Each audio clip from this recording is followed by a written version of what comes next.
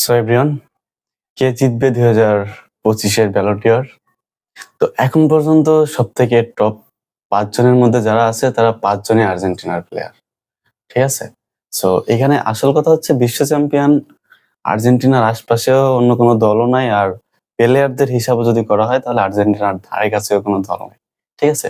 আপনি চিন্তা করেন গতবারের ব্যালন ডি'র জিতছে রদ্রি। সে যদিও আর্জেন্টিনার প্লেয়ার না, কিন্তু সে আর্জেন্টিনার বংশোদ্ভূত, আর্জেন্টিনা প্লেয়ার সেটা মনে করছে, দাবি করছে। মানে তার আর্জেন্টিনার সমর্থকরা। তো এইবার গতবারের হিসাব বাদ দিলাম। এইবার কিন্তু ৫ জন 1, 2, 3, 4, 5 টপ 5 ব্যালন ডি'র দৌড়ে টপ 5 রেসে যে ৫ জন আছে, ৫ জনই আর্জেন্টিনার প্লেয়ার। আপনি চিন্তা করেন ১ থেকে ৫ পর্যন্ত ইতিহাসে বিরল ভাই। ঠিক আছে? ব্যালন ডি'র ইতিহাসে এটা বিরল যে ১ থেকে ৫ জন, ৫ জনই আর্জেন্টিনার। অন্য কোনো দলের কাউরে যে আপনি দিবেন কোনো চান্সই নাই। ঠিক আছে? তো দেখা যাক ৫ জন কে কে? তো ১ নম্বরে আছে আর্জেন্টিনার রাইট উইঙ্গার যে বর্তমান পিএসজি তে খেলতেছে, সে হচ্ছে ওসমান ডিম্বেলে। তো ওসমান ডিম্বেলে এই মুহূর্তে ব্যালন ডি'র দৌড়ে সবথেকে টপার লেভেলে আছে। আর ২ নম্বরে যে আছে সে আর্জেন্টিনার সবথেকে বড় তারকা এই মুহূর্তে।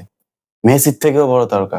মেসি ওর ধারে কাছে নাই। অনেক গণমাধ্যম, অনেক ফুটবল জার্নালিস্ট, ফুটবল গণমাধ্যম বলতেছে যে মেসির থেকেও অনেক উপরের লেভেলের প্লেয়ার হচ্ছে বর্তমান যার কথা বলবো যে ব্যালন ডি'র ২ নম্বরে আছে, সে হচ্ছে লামিন ইয়ামাল, বার্সেলোনার রাইট উইঙ্গার।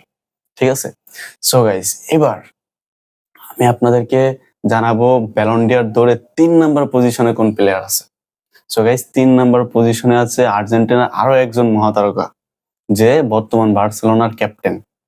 তার সাথেও অনেকে মেসির তুলনা করে। ঠিক আছে? সো আপনারা বুঝতেই পারছেন বার্সেলোনার ক্যাপ্টেন আর্জেন্টিনার একজন তারকার থেকেও মহাতারকা, রাফিনিয়া।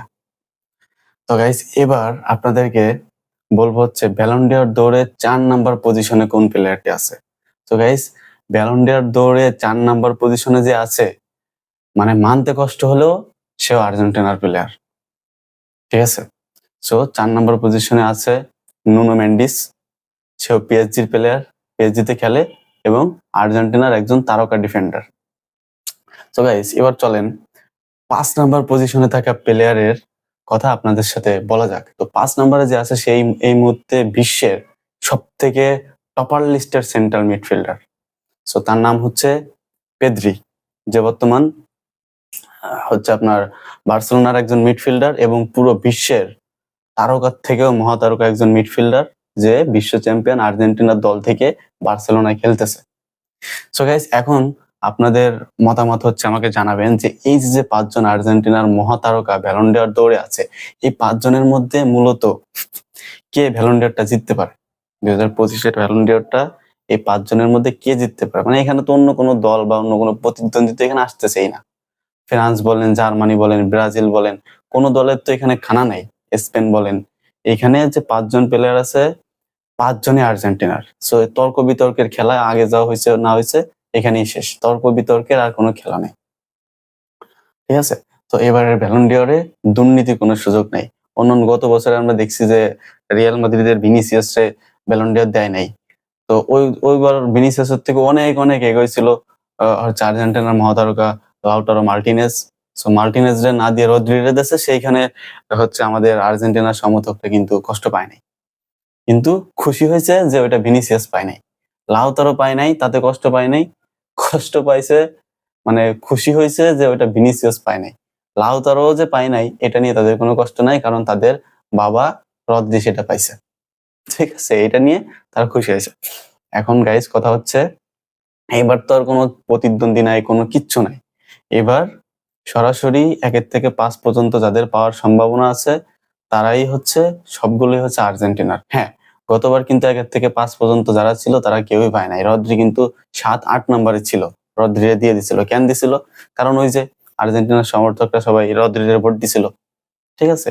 তো আর্জেন্টিনার সমর্থকদের ভোটে, ঠিক আছে, আর্জেন্টিনার সমর্থকদের এত কারেন্ট, তাদের কারেন্টের কারণে কিন্তু রদ্রি ব্যালন ডি'র পাইছে। ভিনিও পায় নাই, লাউতারোও পায় নাই। তারপরে হচ্ছে আহ, আরো যারা ছিল ২-৩ নম্বরে তারাও কেউ কিন্তু পায় নাই। ঠিক আছে? তো এখন কথা হচ্ছে এইবার অন্য কোনো দলের কোনো টাইম নাই। এবার হয়তো আর্জেন্টিনার মহাতারকা লামিন ইয়ামাল পাবে, নয়তো আর্জেন্টিনার মহাতারকা বার্সেলোনার ক্যাপ্টেন রাফিনিয়া পাবে, নয়তো আর্জেন্টিনার আরো একজন মহাতারকা সেন্টার মিডফিল্ডার পেদ্রি পাবে, নয়তো আর্জেন্টিনার আরো একজন মহাতারকা যে পিএসজি রাইট উইঙ্গার ওসমান ডিম্বেলে পাবে। ঠিক আছে, আর নয়তো পিএসজির আরো একজন ডিফেন্ডার নুনো মেন্ডিস পাবে। সো এখানে আর্জেন্টিনা ছাড়া আর কোনো কথাই হবে না।